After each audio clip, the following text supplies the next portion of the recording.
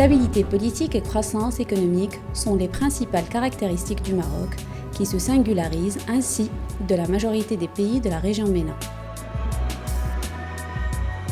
Le royaume chérifien poursuit sa politique de développement, la modernisation de ses infrastructures et s'engage clairement sur la voie de l'avenir en favorisant les partenariats dans les domaines cruciaux que sont les énergies renouvelables et le développement durable.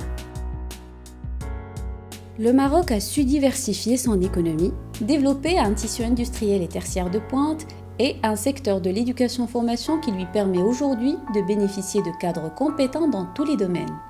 Avec succès, il s'est affranchi de la tutelle que l'agriculture et le tourisme, traditionnellement soumis aux aléas climatiques et à la situation économique internationale, faisaient peser sur ses résultats.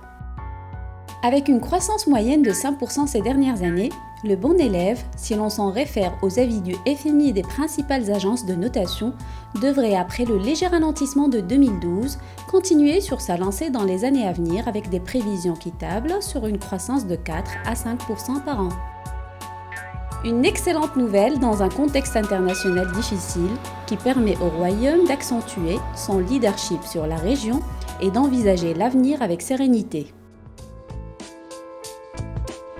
Le secteur du BTP est l'un des plus dynamiques de cette nouvelle économie marocaine. Sa croissance est toujours supérieure à l'indice national et sa part dans le PIB ne cesse de croître.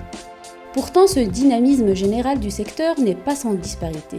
Avec un déficit de plus de 200 000 logements par an, la carence en termes d'habitat social reste une des principales préoccupations du gouvernement. Pour répondre à une évolution galopante de l'urbanisation des populations, l'État a pris des mesures incitatives. Une politique de partenariat public-privé qui s'adosse à des conventions signées entre l'État et les promoteurs. Valable 10 ans, le nouveau plan de relance du logement social à 250 000 dirhams favorise l'accession à la propriété pour les classes moyennes et garantit aux promoteurs une exonération de l'IS, de l'IR, des droits d'enregistrement et de timbre, et le versement par l'État de 40 000 dirhams par logement vendu.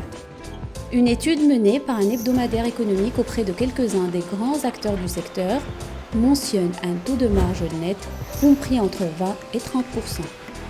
Une opportunité d'investissement et un formidable levier pour le secteur quand on sait que pour résorber le déficit, l'objectif fixé est de 155 000 logements par an pour les 10 prochaines années.